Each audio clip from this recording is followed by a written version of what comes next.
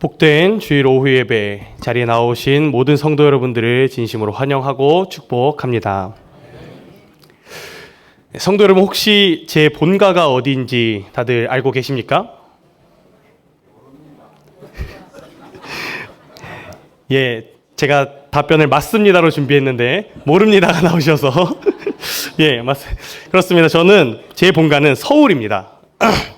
저 어떻습니까? 좀 도시 남자처럼 생겼습니까?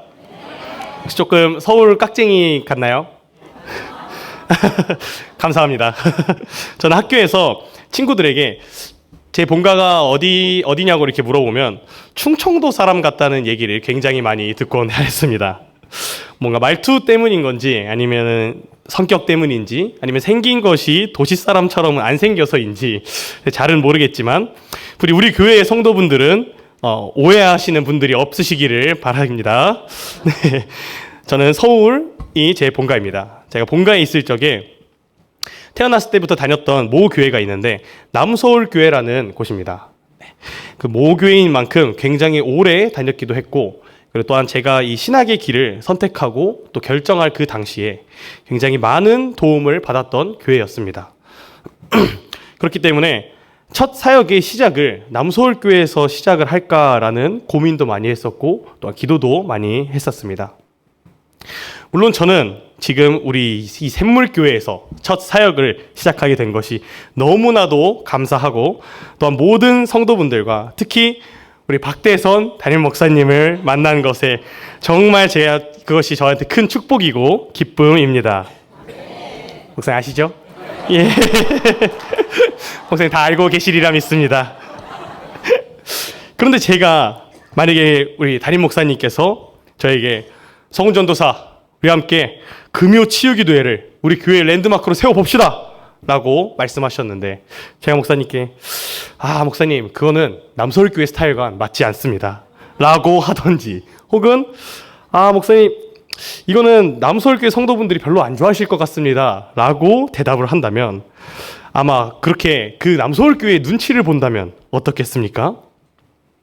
아마 제가 그런 헷가닥한 사역자였다면 항상 저를 도와주시고 지지해 주시는 이 목사님의 든든한 마음과 그런 말씀들도 없었을 것이고, 그리고 또한 저의 어리버리한 실수에도 항상 가족과 같이 따뜻한 웃음을 보내주시는 우리 성도님들의 그런 미소도 웃음도 볼 수 없었으리라 생각이 듭니다.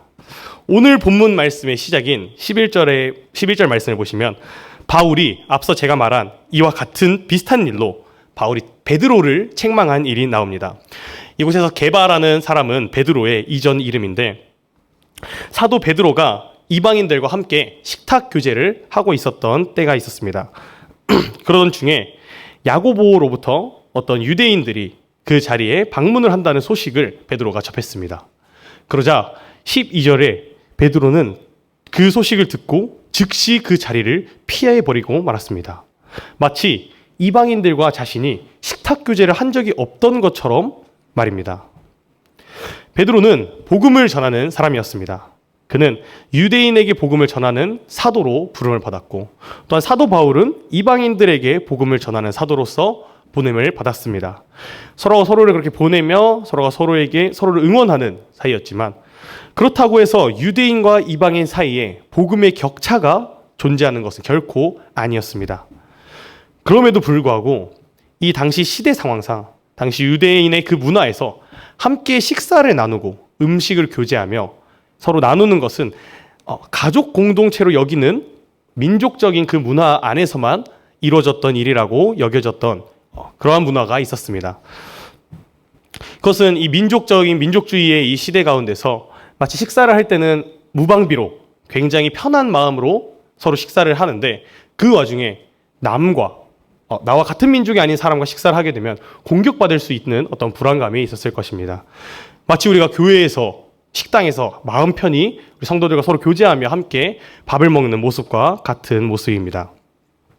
그렇기 때문에 할례도 받지 않은 이방인과 함께 식사 교제를 한다는 것은 결코 받아들이기 쉬운 일이 아니었습니다.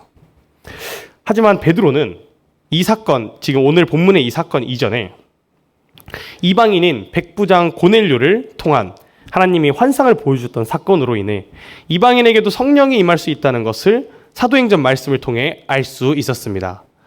혹시 사도행전 말씀 한번 띄워주시겠습니까?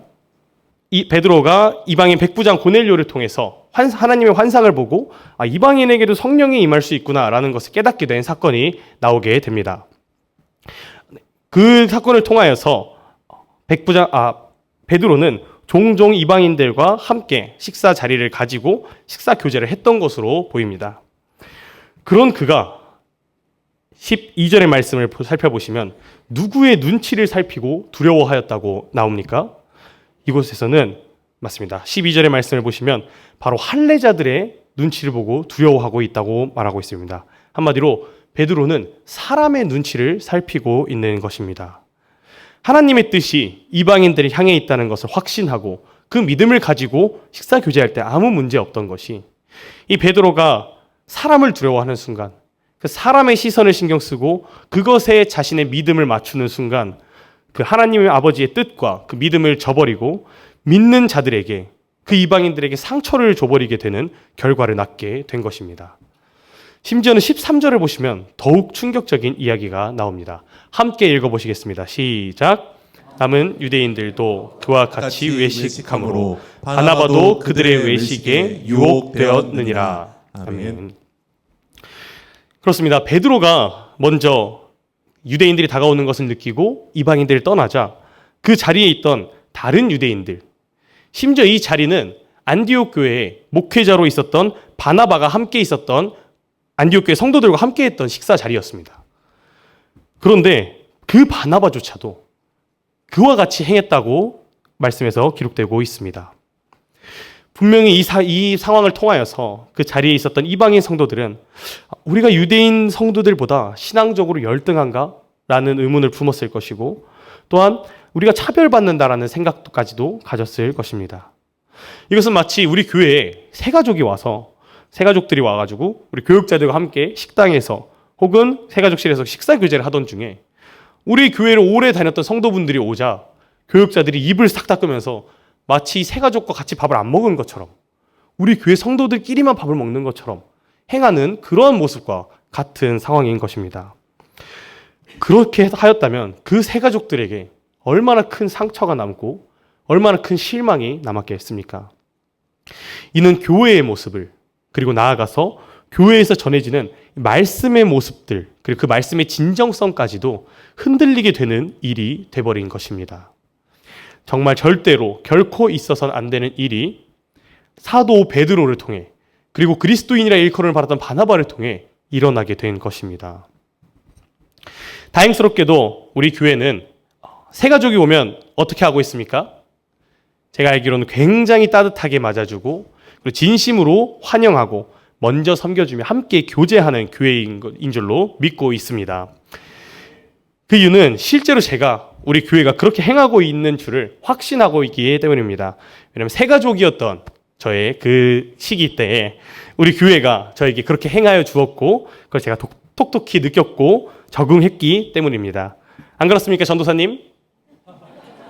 예, 박수를 쳐주시는 맞습니다. 저희가 새가족으로 저희 교육자들이 왔을 때 교회에서 너무 따뜻하게 맞아줬던 것으로 보아 우리 교회는 새가족들을 참 반기는 교회임을 알 수 있었습니다. 앞으로 모든 새가족들이 올 때에도 저희를 반겨주셨던 것처럼 그 모든 새가족들을 반겨주는 교회가 되기를 주님의 이름으로 축원합니다.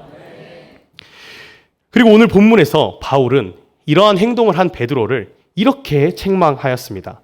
우리 14절과 15절의 말씀을 함께 읽어보도록 하겠습니다. 시작. 그러므로 나는 그들이 복음의 진리를 따라 바르게 행하지 아니함을 보고 모든 자 앞에서 게바에게 이르되 내가 유대인으로서 이방인을 따르고 유대인답게 살지 아니하면서 어찌하여 억지로 이방인을 유대인답게 살게 하려느냐 하였노라. 우리는 본래 유대인이요 이방 죄인이 아니로되. 네, 그렇습니다. 바울은 지금 이 베드로의 생각을 지적하고 있는 것입니다. 베드로, 당신이 먼저 믿는 자로서 그 삶을 보이지 못하면서 어찌 저 이방인들에게 믿는 자다운 삶을 살라고 말할 수 있겠느냐라고 이야기하고 있는 것입니다. 15절에서 유대인과 그다음 이방 죄인이라는 표현을 쓴 것 또한 베드로에게 베드로가 이방인들이 유대교를 개종하지 않으면 그들이 여전히 죄인이라고 여기는 그런 태도를 보고 바울이 그 베드로의 태도를 지적하기 위해 사용한 말이었습니다. 그리고 이어서 16절부터를 통해서 우리는 무엇이 죄인이고 또한 어떻게 의롭게 되는지를 설명하고 있는 것을 우리가 살펴볼 수 있는데요. 16절의 말씀을 한번 띄워줄 수 있겠습니까? 16절의 말씀을 함께 읽어보도록 하겠습니다. 시작. 사람이 의롭게 되는 것은 율법의 행위로 말미암음이 아니요 오직 예수 그리스도를 믿음으로 말미암는 줄 알므로 우리도 그 예수를 믿나니 이는 우리가 율법의 행위로서가 아니고 그리스도를 믿음으로써 의롭다함을 얻으려 함이라. 율법의 행위로서는 의롭다함을 얻을 육체가 없느니라. 아멘. 아멘. 네, 그렇습니다. 오직 믿음으로 우리는 예수 그리스도를 통하여서 하나님께로 나아갈 수 있고 그 하나님께로부터 의롭다함을 칭하게 되고 그 칭함을 받아 하나님 아버지 앞으로 나아갈 수 있게 되는 것입니다. 저의 이야기를 잠시 하려고 합니다. 저는 중학생 때까지 모태 신앙이었음에도 불구하고 하나님을 모른 채 살아가던 사람이었습니다. 그러다가 고등학교 때 어떤 신앙 생활의 즐거움을 알게 되었습니다. 그로 인해 찬양 시간이 즐겁게 저에게 다가오게 되었고 말씀을 요약하는 것이 재미가 있었습니다. 그런 순수하게 어떤 신앙 생활만을 시작했던 그런 시기가 있었습니다. 이때에는 저는 그 어떤 복음도 알지 못했고 제 속에 그 어떤 알맹이가 없었던 정말 껍데기뿐인 신앙을 가지고 있었던 시기였습니다.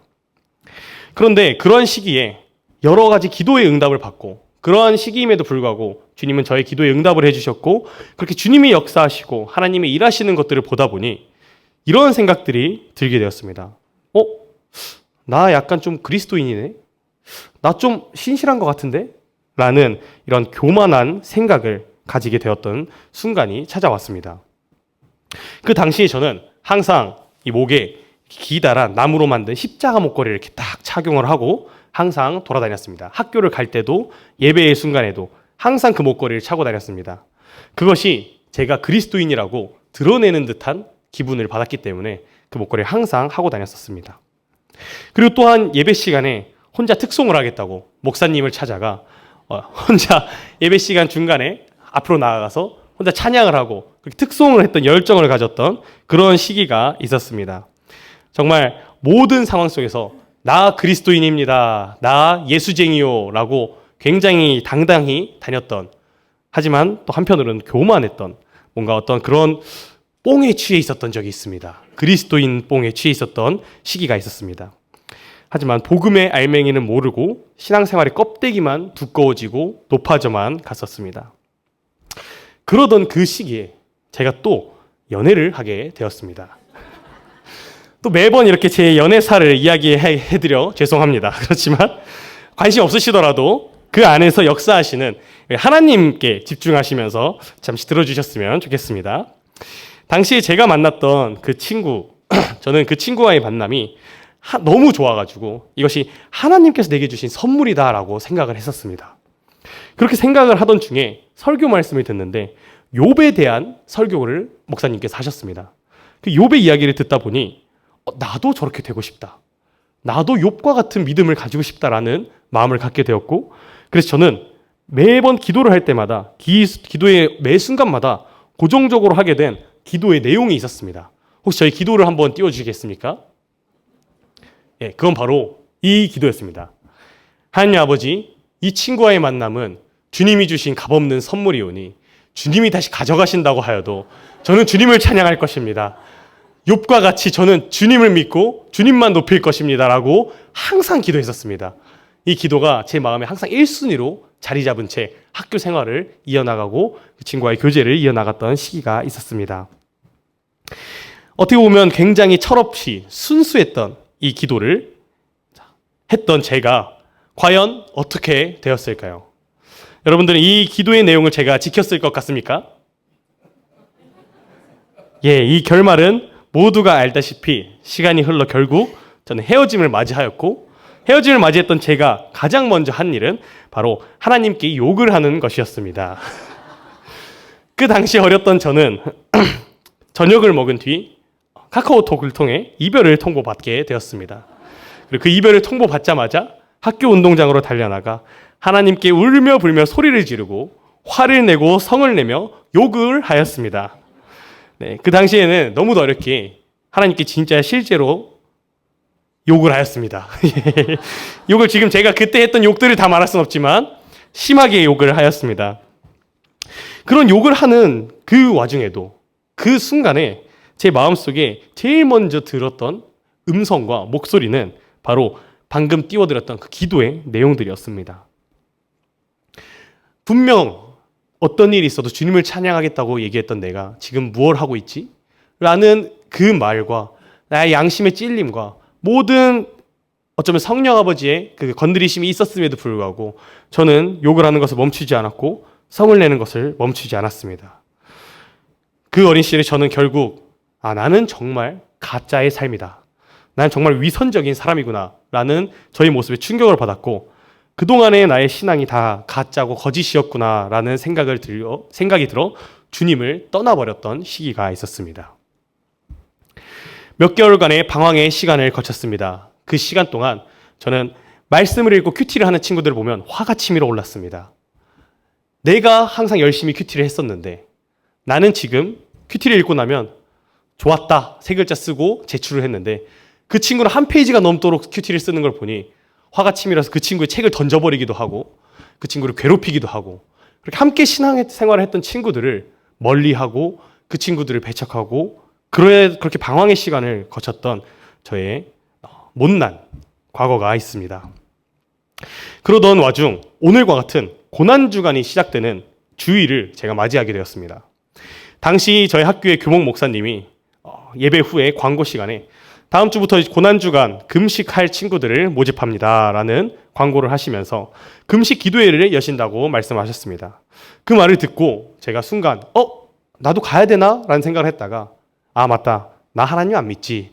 나 예수님 떠났지. 라는 생각을 하며 내 이런 삶이 내 이런 거짓된 삶이 어떻게 주님 따라가고 무슨 금식 기도를 하는가 너무 위선적이다 라는 생각에 가지 않았습니다. 하지만 거기에 너무 가고 싶은 갈급함이 그 수개월의 시간 동안 점점 쌓여 금식 기도를 하고 그리고 금식 기도에 찬양하면서 그 가운데서 기도하는 친구들의 모습을 보니 너무 가고 싶은 마음이 치밀어 올랐던 시기가 찾아오게 되었습니다. 그렇기 때문에 그 친구들에게 말은 못했지만 마음속으로 그 부러운 마음만을 삼키면서 나도 저랬던 때가 있었는데 왜 지금의 나는 기도할 수 없지? 나도 저들처럼 기도하고 싶은데 난 도저히 내 입술로 주님을 나의 아버지라고 부를 수가 없다라는 생각을 가지며 하나님 앞에 나아가기를 망설이고 또 도전하기 위해 고민하고 기도했던 그런 시간들이 있었습니다. 그리고 그때에 저희 그런 갈급함을 주님이 아셨는지 한 선생님을 제게 보내셨습니다. 그리고 그 선생님을 통하여서 제가 주님 곁으로 돌아갈 수 있도록 도와주셨습니다. 그 선생님은 제게 말씀을 읽도록 함께 말씀을 읽어주셨고 또 함께 큐티해 주셨고 또한 새벽 기도 때 저희 방에 찾아와 저를 깨우시며 새벽 기도의 자리로 저를 데리고 가셨습니다. 그렇게 고난주간에 저는 새벽 기도를 나가기 시작했고 기도를 하기 시작했고 말씀을 보며 하나님을 알아가기 시작했습니다. 그러던 중 우연한 기회로 성경 공부반에 들어가게 되었습니다. 우리 샘물교회도 성경 공부반이 있는 거 다들 알고 계시지요? 굉장히 유익한 시간인 걸로 알고 있습니다. 제가 그곳에서 했던 성경 공부의 시간도 굉장히 제게 유익했었습니다. 그곳에서 그 성경 공부의 첫날 그 교목 목사님이 그 성경 공부에 온 친구들에게 저희에게 이런 질문을 하셨습니다. 여기서 지금 당장 죽어도 천국에 들어갈 수 있다 하는 친구들은 손 들어보세요 라고 했습니다. 과연 그곳에 있는 친구들이 손을 들었을까요? 아무도 손을 들지 않았습니다. 서로 눈치를 보며 내가 지금 당장 죽어도 진짜 천국에 갈 수가 있나? 라는 고민을 하며 쭈뼛쭈뼛 아무도 손을 들지 못했습니다. 그러자 목사님께서 웃으시면서 다음 질문을 하셨습니다. 자, 그렇다면 여기서 하나님 믿는 사람 한번 손을 들어봅시다 라고 말씀하셨습니다. 그랬더니 다들 내가 그래도 하나님은 믿지 않나? 라며 거의 모든 아이들이 손을 들었습니다. 그랬더니 목사님이 아니 하나님을 믿는데 왜 천국 갈 수 있다는 것에 손을 들지 못하냐라고 말씀하시며 천국 가는 방법을 알려주셨습니다. 천국을 가고 하나님 나라에 들어가는 그 결정은 바로 죄의 여부, 나의 삶이 어떠한가로 결정되는 것이 아닌 바로 예수 그리스도를 믿는 그 믿음의 여부, 믿음이 있는가로 결정이 되고 또한 그 믿음이 천국 문을 여는 열쇠가 된다는 것을 그 목사님께서 우리에게 말씀해 주셨습니다. 그리고 이어서 무엇을 믿어야 하는 건지, 어떤 믿음을 가져야 하는 건지 말씀을 해주시는 그때에 바로 그 이어서 예수 그리스도를 믿는 믿음을 우리에게 말씀해 주시기 시작했습니다. 분명 예수님이 당하셨던 그 고난과 사랑에 대한 이야기, 평생토록 들었었던 이야기였습니다. 어린 시절 중등부에 있을 때 교회에서 들었던 이야기였고 항상 자주 듣던 복음서의 내용이었습니다. 그런데 그날따라 그 예수 그리스도의 고난과 사랑의 이야기를 듣는데 저희 마음이 굉장히 벅차오르기 시작했습니다. 그러면서 동시에 그 예수 그리스도의 사랑을 도저히 감당하지 못할 만큼의 내가 이걸 감당할 수 없다라는 생각이 드는 큰 그 사랑이 저희 마음에 깊이 들어오기 시작했었습니다. 그러면서 방황하던 나의 삶에 예수님께서 찾아오셨고 이런 삶에도 불구하고 나를 사랑하셨구나. 나는 예수님을 버리고 떠났다 생각했던 그 시기에 오히려 저희 가장 마음 깊숙한 곳으로 찾아오셨고 그 마음을 건드리셔 저도 모르게 눈물이 주르륵 흘러내렸던 그 시간을 겪었던 순간이 있었습니다. 그 당시 목사님의 표현을 빌려서 이야기하자면 그 당시 목사님께서는 그 예수님의 사랑을 미친 사랑이다라고 표현하셨습니다. 사랑할 이유가 전혀 없는데 그럼에도 불구하고 사랑하는 이 미친 사랑을 예수님께서 우리에게 주셨고 그런 방황하고 정말 말로 표현할 수 없는 안 좋은 삶을 살던 저에게 예수님께서 저를 먼저 사랑하셨다는 얘기를 듣자 저는 도저히 예수님을 사랑하지 않고는 감사하지 않고는 베길 수가 없었습니다. 저희 이 간증과도 같았던 이 긴 이야기의 핵심은 우리가 모두 죄인이며 또한 여전히 죄인이며 앞으로도 죄인일 것이라는 이야기입니다. 그리고 그런 우리가 의롭다함을 얻을 수 있는 유일한 길은 오직 예수 그리스도를 믿는 믿음 안에서만 가능하다는 이야기입니다. 사랑하는 성도 여러분, 우리를 의롭게 하시는 분은 하나님이십니다. 여러분들이 이 사실을 믿으십니까? 하지만 우린 때때로, 어쩌면 자주 우린 그런 그 하나님을 떠나 오늘 18절의 그 본문 말씀처럼 헐어버렸던 이전의 우리의 그 모습을 우리 스스로 다시 일으켜 세우기도 합니다. 그러나 성도 여러분 기억하시기 바랍니다. 예수님은 우리가 이렇게 고백하길 기다리고 계시고 우리가 이렇게 고백하길 바라시며 우리 여전히 기다리고 계십니다. 함께 20절의 말씀을 읽어보도록 하겠습니다. 함께 20절 읽겠습니다. 시작. 내가 그리스도와 함께 십자가에 못 박혔나니 그런즉 이제는 내가 사는 것이 아니요 오직 내 안에 그리스도께서 사시는 것이라. 이제 내가 육체 가운데 사는 것은 나를 사랑하사 나를 위하여 자기 자신을 버리신 하나님의 이름을 믿는 믿음 안에서 사는 것이라. 아멘. 말씀을 맺도록 하겠습니다.